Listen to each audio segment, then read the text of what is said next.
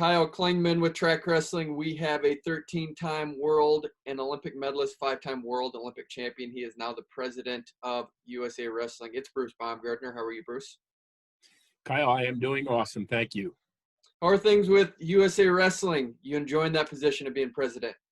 Well, yeah, this is my going into my fourth year, I guess fifth year as president. And things in wrestling were going unbelievably well in February. The growth we've had in women's wrestling is phenomenal. From high school, college, Olympic style, our men and women's freestyle teams were doing awesome. Our membership numbers were up, and then the pandemic. So we're like any group and organization. We're trying to figure out how to move forward, promote the sport of wrestling, and be 100% ready when we can get back on the mat. And I think that is happening in certain areas across the country. We had the scare in 2013 where wrestling might have been gone from the Olympics. Do you try to keep that in the forefront of people's minds as you move forward?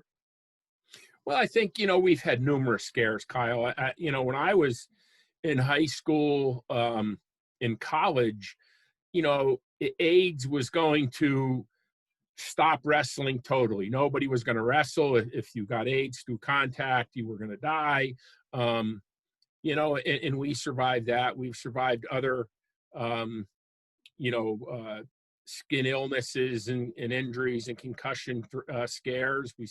Obviously 2013. Wrestling's a great sport, and the people that do it really enjoy it and get a lot out of it, and it really prepares people for life. But you always have to keep the past in mind as you move forward and continue to evolve and change. How do you set policy at USA Wrestling? Well, USA Wrestling governance is we have a approximately 37-person board of directors, and we have the 20% active athletes. We have a state chair, grassroots organization is quite a bit of our board. The state chairman, we have officials on the board. We have a representative from, and it's on our website, themat.com. You can look at the board. Representative from the NCAA, the National Coaches Association, Hall of Fame, Junior College, NAIA. It's a pretty wide encompassing group that helps set the policy at USA Wrestling. And the staff, Rich Bender and his staff in Colorado Springs, run the daily operations, and the board of directors through its committees, each sport, folk style, women's freestyle, men's freestyle, Greco-Roman, all have a sports committee that have specific people with expertise on those committees to help guide the policy. We have a Junior Olympic Wrestling Committee, which governs most of our youth wrestling. We have a folk style wrestling committee that helps set policy and govern our folk style wrestling. So it's a pretty encompassing organization working through committees and really the what you would say the democratic process. We just had our elections August 15th at our board meeting and set the slate for the next 2 years. Was it a conscious board decision with the diversity and inclusion that the logo changed for a little bit and then you had to go back and then put the colored ring around it? Was that a conscious decision by USA Wrestling? Well, we were put up the logo for the Pride, recognizing Pride and celebration of Pride Month.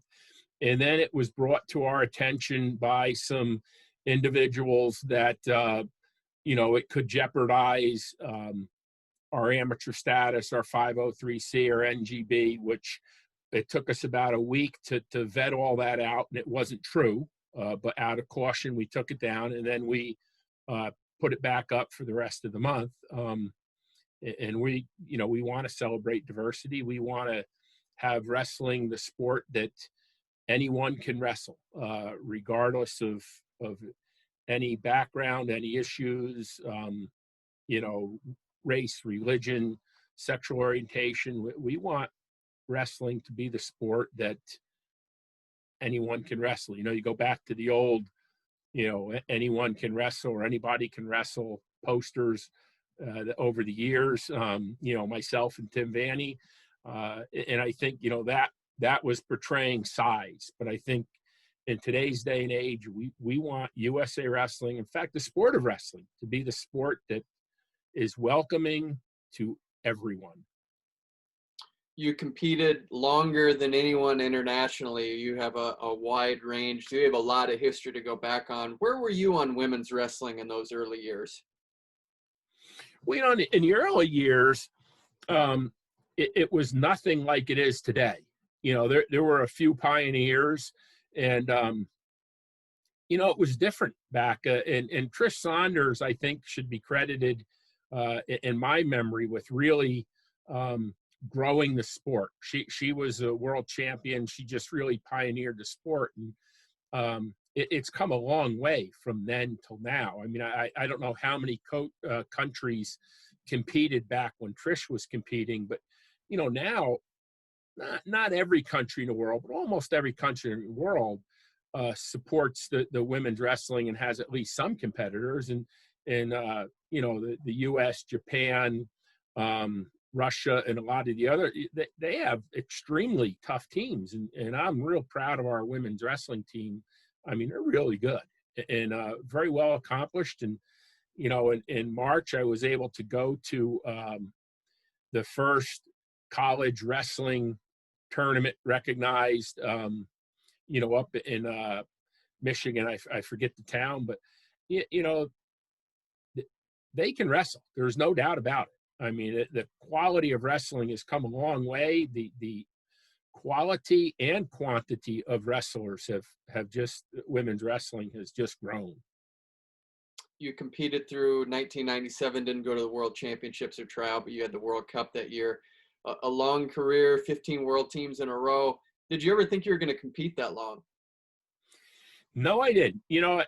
When in Dave Schultz, he took a time out there, but we basically, I think he started a few years younger than I. He was a year older than I think I was, but we roomed a lot together. But we took it year by year, and he stepped out for a couple of years to coach, and then got back in it. But every year I treated like it was my last year, and the reason why I did wrestle in '97 is I thought mentally and physically after the '96 Olympics I was ready to retire.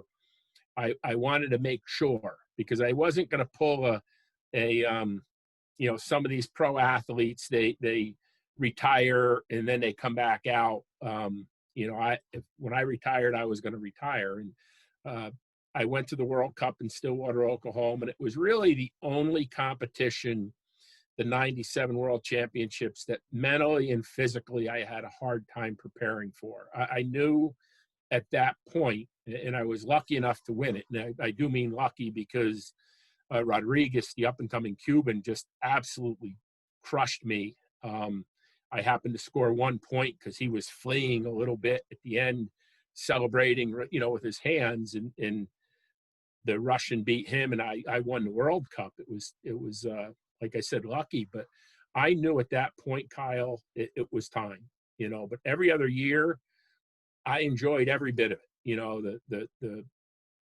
The working out, the travel was a little rough. I'll admit that. The travel. As I was in my 30s and a lot of the team was early 20s, there's a big gap there. But again, I roomed with some of the older guys. Tim Vanny and I roomed a lot, and Rob Eiter and David Schultz and I roomed quite a bit too. What was that like, being the flag bearer at the opening ceremonies of the 1996 Olympics in Atlanta, Georgia? That's unbelievable. Kyle, that is, to me, it was the biggest honor you can have in sports, to essentially to be elected the captain of the U.S. Olympic team, to carry the flag in the opening ceremonies and in your home country. That day I got to meet President Clinton, the President of the United States, and his family, and walked them around the Olympic Village in Atlanta. And then, when I came over that walkway, the ramp, and, just it seemed like there was 1 million people in the stands, but I guess it was like 100,000 people just cheering. You couldn't hear yourself. I was as nervous as any one person could be, because all I could think of is, man, if I drop the flag or if I trip or I do something stupid, it's not like you're hiding it. You're out there, I don't know how many people saw it on TV, but 100,000 people there. But it was the greatest honor to represent our great country. Do you remember when they told you that they were going to give you the honor? Yeah, it was a week or so before, and it was pretty humbling, because there were a lot of great people on that team. We had a lot of great wrestlers on our team that could have easily have done it. But it was, when I found out, when the coaches told me, it was pretty cool. It's pretty humbling. Let's put that in a contextual window. Just a few months after the murder of one of your great friends and mentors, Dave Schultz, was there emotion going into that, knowing that Dave wasn't going to be there in some form? Yeah, it was sad. I mean, Dave and I were friends. It probably, we used to hang out when he was at Oklahoma and I was at Oklahoma State for those 2 years, and him and his wife Nancy and Linda and I did some different things, Oklahoma State Fair and so forth. We roomed together a lot of trips, and it was hard. It was hard when in that day in '96 when we got the news that Dave was shot. It was a hard time, and I think everybody that competed in the Olympics in 1996 kind of in the back of their mind felt that Dave should be here, and he thought things were okay at Foxcatcher. He didn't feel threatened. He told me that in November. He thought he was okay through the Olympics, and that was the place where he could train and get the best. And we roomed in November at the post 1995 World Championship, training camp. After the championships kind of debrief, and we roomed, and he thought things were okay. He was going to leave and retire after the Olympics, but that's where he could train for the Olympics. And it's just real sad turn of events for Dave, his family, and the sport of wrestling, because he was maybe the greatest innovator of technique and teacher of technique that I was ever around. What is it about Dave Schultz? You just hear a multitude of stories, but what was it about his personality that drew people in? Well, it drew most people in. Some of his competitors really didn't.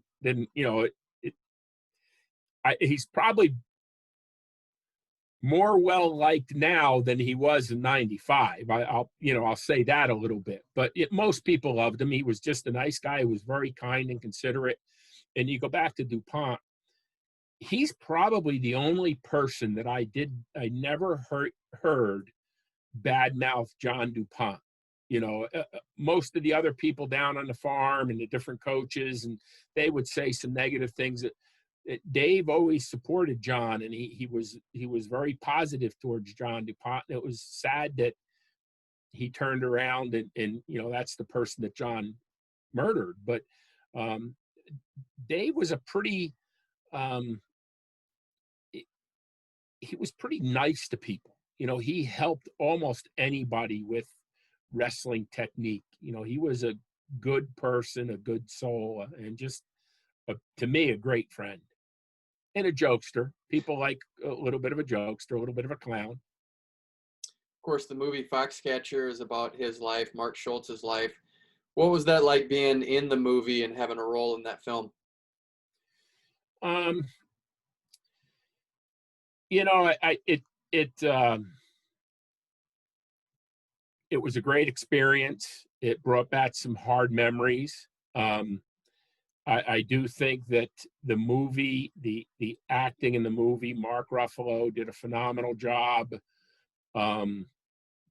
acting like David Schultz.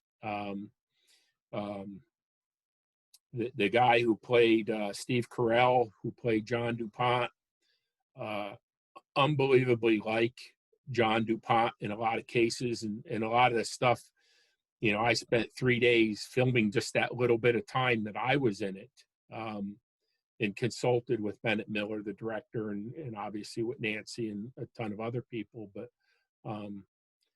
it was obviously dramatized for the movies, but it was a sad story. I think the acting, again, the Mark Ruffalo, the Dave Schultz character, the John DuPont character, the Mark Schultz and Dave Schultz characters, they were pretty accurate. With Mark Schultz, I don't know that he gets the credit he deserves sometimes, 3-time world and Olympic champion himself. What was it about him that made him so good and so unique? Mark Schultz might have been actually the best wrestler when he was hitting on all cylinders, when mentally and physically he was prepared, and he had some injuries, and I think as the movie showed, he might have had some mental setbacks here and there, but he was as tough. He had unbelievably good technique. I mean, he doesn't get credit for the quality of technique he had. He was unbelievably strong. His athleticism was as good as I have ever seen. Balance, explosion, quickness. He was a great wrestler. He would always be in, if I had to pick top 5, and I never do because I don't want to make enemies, he would be in my top 5. He's that good. He was a great wrestler. Now, he had some injuries and he had some other things that might have held him back, but he was as good of a pure wrestler as we've ever had. Chris Campbell won a bronze medal in 1992 at the age of 37. He had the affectionate nickname of Grandpa. Did you call him Grandpa? Yes, I did. He's another guy I learned a lot from. He just was a good, solid individual, and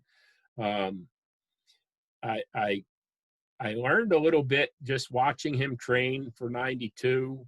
As I got older, I couldn't train quite the same. I had to train smarter, and I think actually learning from Chris and being around Chris for those couple of years as he was training and getting ready for the Worlds in 92 helped me get another couple of years out of my career, just learning from his wisdom.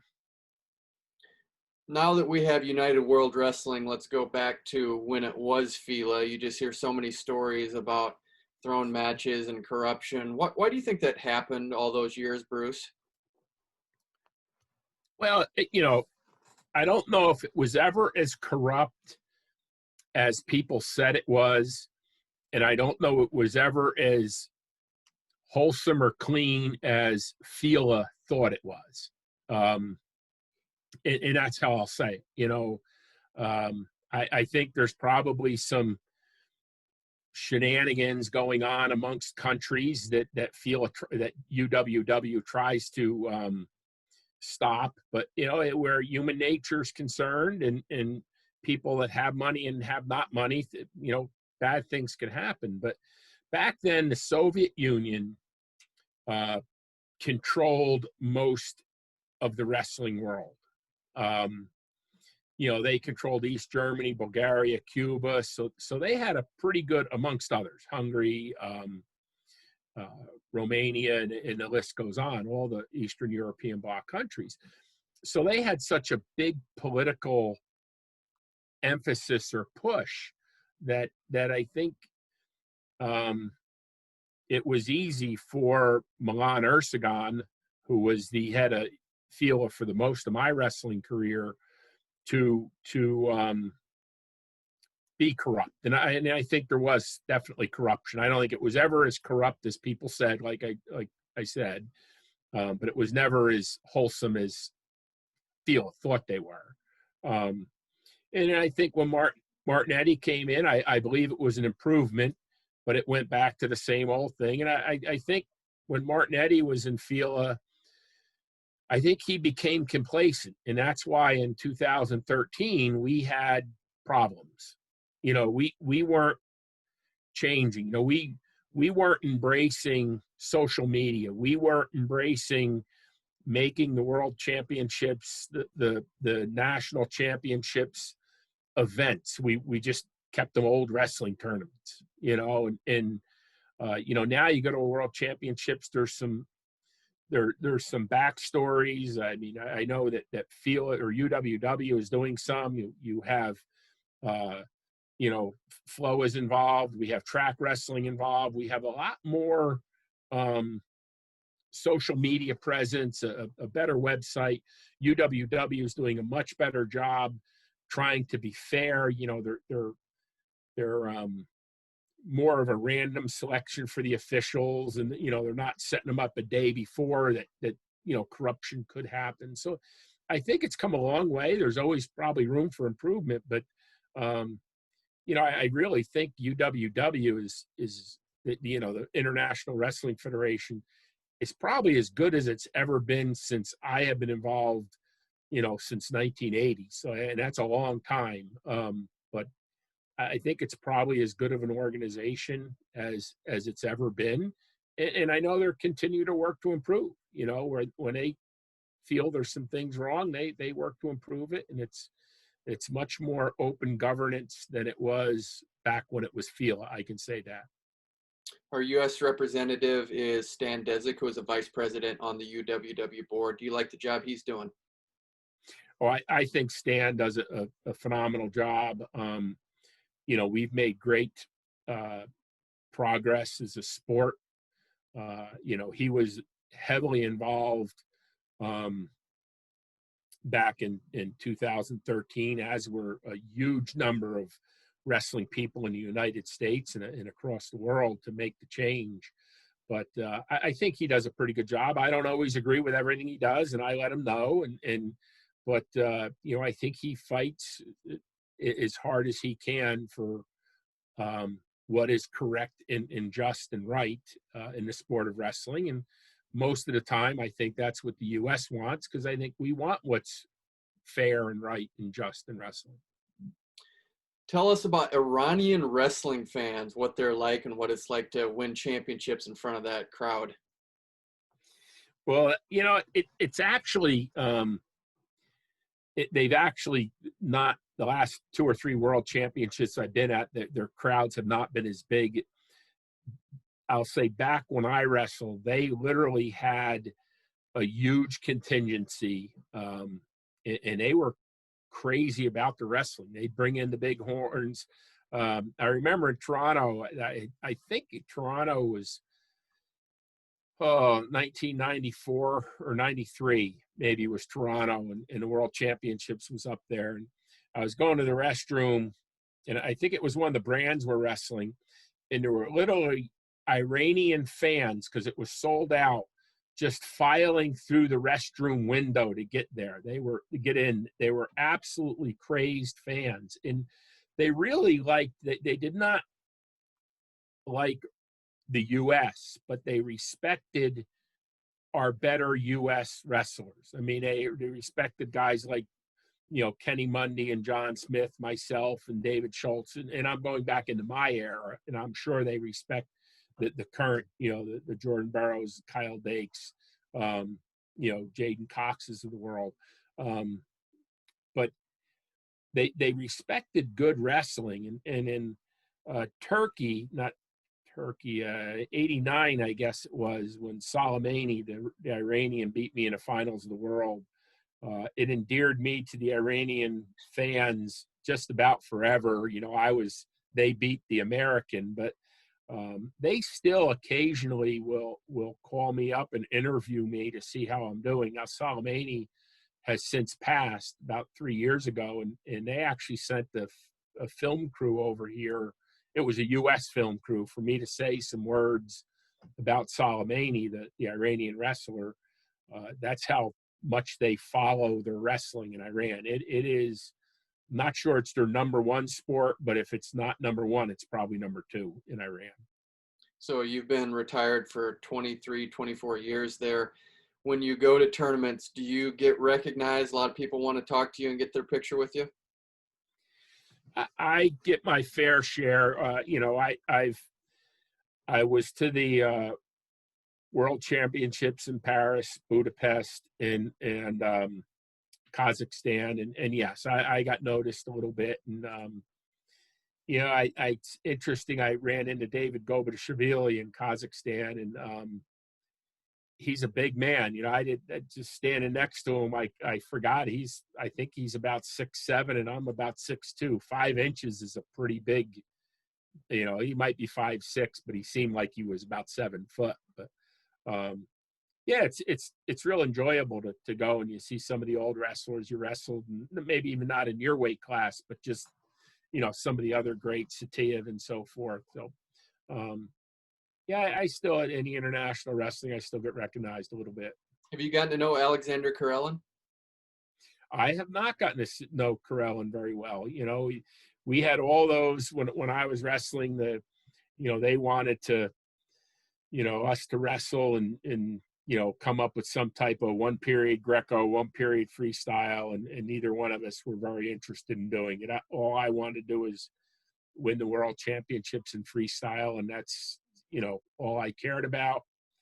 And I think he, all he wanted to do was, win his Greco titles. Got to go back. You are from New Jersey. How on earth did you get to Indiana State? Well, I was recruited to Indiana State. Fran McCann was my wrestling coach in college. I think he was he wrestled at Oklahoma State and I think at Iowa both. But he was about a 125-pounder, a light guy, and I think that's one of the reasons why my high school coach and college coaches were both lighter weight wrestlers. And I learned a lot from guys like him, and if you remember a guy named Willie Williams, Jim Tannehill, Milt West when they were the assistant coaches at the time, Kent Lewis. I learned a lot on how to wrestle, and again, he was a lightweight, so I learned more of the shooting, changing levels, and I think that's what really, I did most of my career, even internationally. But I was just recruited. I wanted to be an industrial arts teacher. They had a great program.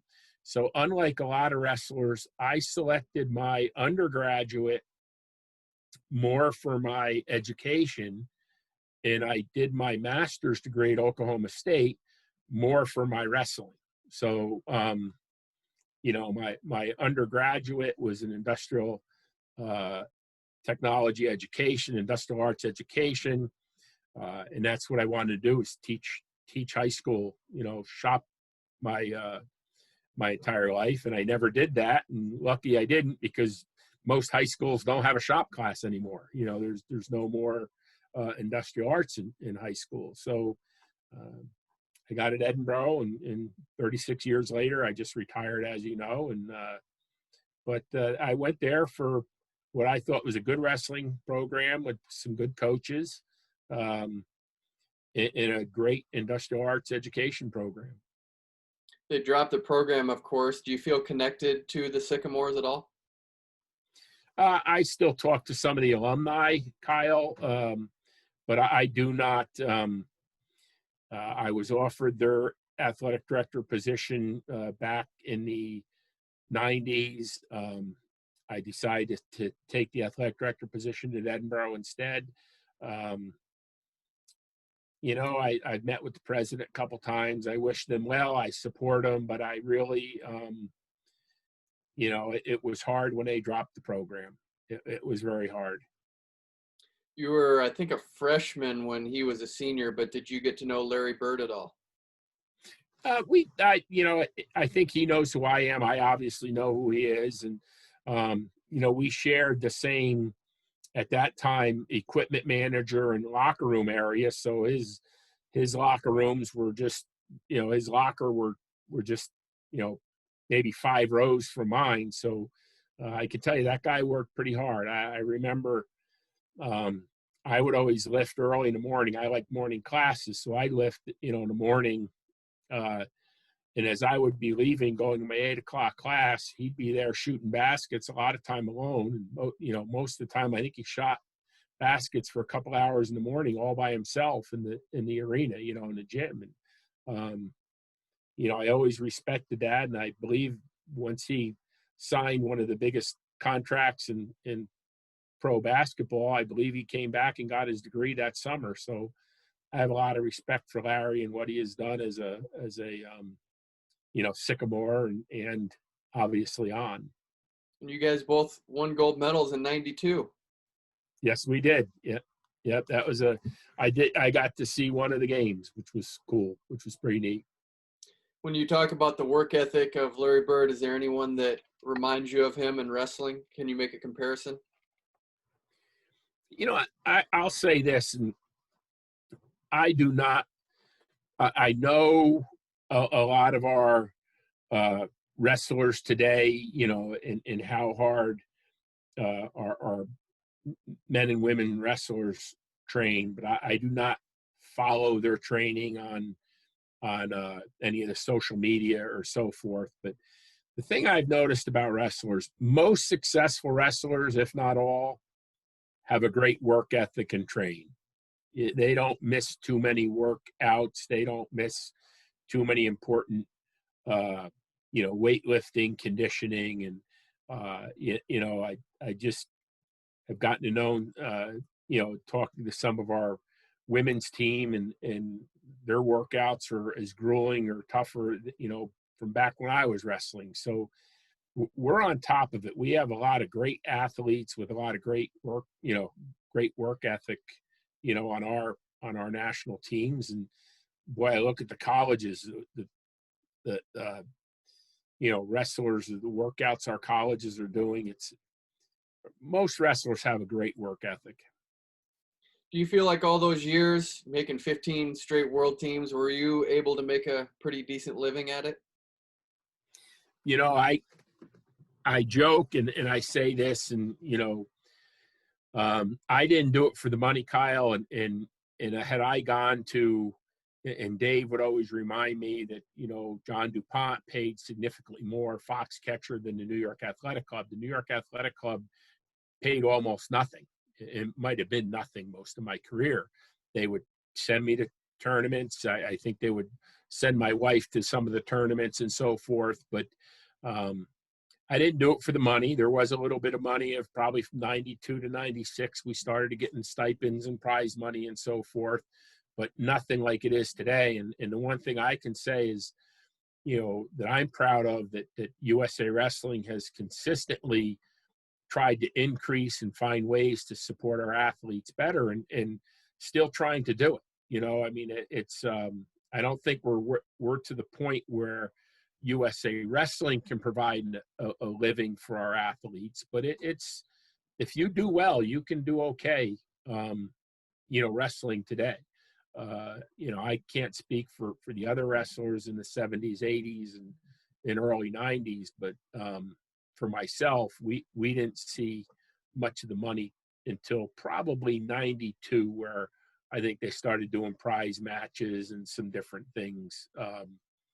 And I could be off by a year. It might have been 93, might have been, 91. But for the most part, I can tell you a story. In 1990 or 1983, when I was training for the Olympics, and I tried to get sponsors to raise money and give me money. You couldn't even take money from a sponsor. You had to send the money to, at the time, it was the U.S. Wrestling Federation. It wasn't quite USA Wrestling like we know it today, but essentially you had to send it to USA Wrestling, the governing body, and then I had to send them receipts for my training or whatever I needed, and then they would send the money. So it's come such a long way over the years, and hopefully we continue to grow the support for our athletes.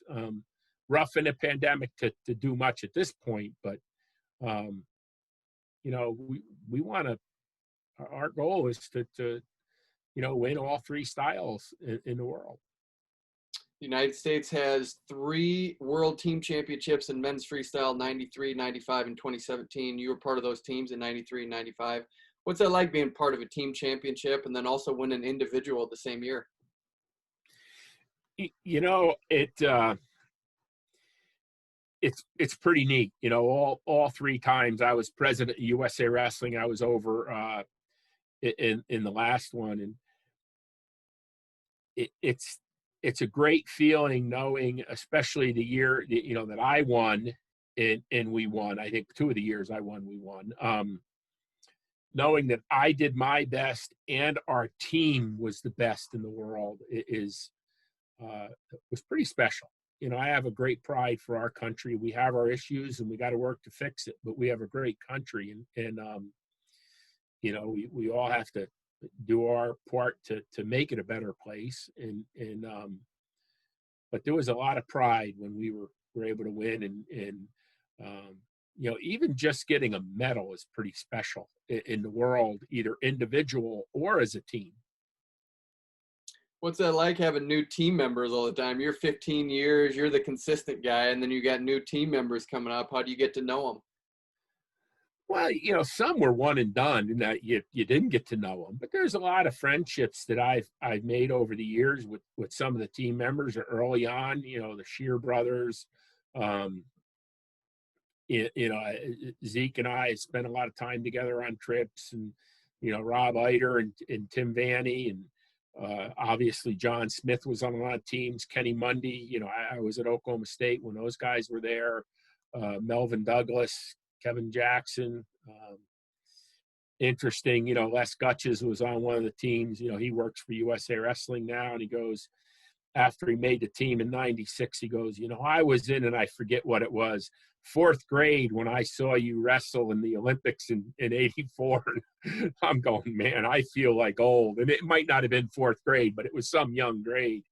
But it's just, you know, and you don't keep up with the guys like you probably should, but when you see them, you know, everybody at the, you know, the Bannocks and Leroy Smith and, you know, Barry Davis was on the teams, and just Townsend Saunders. I mean, there's just a lot of great people. And then when you see them at a wrestling match or a tournament or a reunion, you know, you just bring back the old memories and so forth. And, you know, the one thing I'd like to see us do better at USA Wrestling is to do some more reunion alumni type of events to bring people together. We've done some, and I hope we continue to do more, because there's just some great friendships. And, you know, I'm sure if you go back to the, you know, the Greco teams over the history, the freestyle teams, and the women's teams, there'd be some great stories told.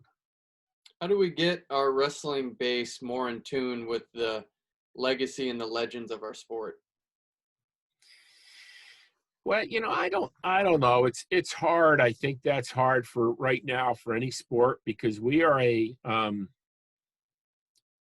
right now, it seems like a social media here and now driven society. And in fact, I would argue in some organizations and in some professions now, people are looking for the new and different. They don't want the 30-year employee. They want the new creative, you know, so I think it's going to be hard. We have to, I think we, meaning the wrestling community, has to work at it, and maybe even we, meaning USA Wrestling, needs to work at doing some more for our alumni and so forth. And you know, it can't all happen at once. I know they're working on some things, and we've done some, you know, USA Wrestling has done some alumni events, and I try to make them, but you know, it's tough. I wish I had an answer for that, because it would be great to, you know, Cale Sanderson and John Smith and Tom Brands are all right in the college, you know, that they stay a little more relevant. But some of the you know, older, you know, world champions, and, you know, the 2-3-time world championships, you know, Lee Kemp is a good example. Great guy, but is just not at the forefront of everybody's mind. You mentioned Chris Campbell, couple-time world champion, I believe. It's we have a great history and a great legacy, and hopefully we can expand on that. What's 2021 Olympics look like? Do you think the United States will be there wrestling? Right now, I would say 100% will be there wrestling. I am not a scientist and I am not a medical expert, but that would be my opinion. You look at what's happening maybe in some areas of our country, you look at what's happening in some countries throughout the world. I guess you have to start to question whether there will be an Olympics and whether, fans will be able to go. But at this point, I feel pretty positive that it's going to go and it'll be a pretty spectacular event. And I think we'll have an awesome team, 3 teams, Greco, women, and freestyle.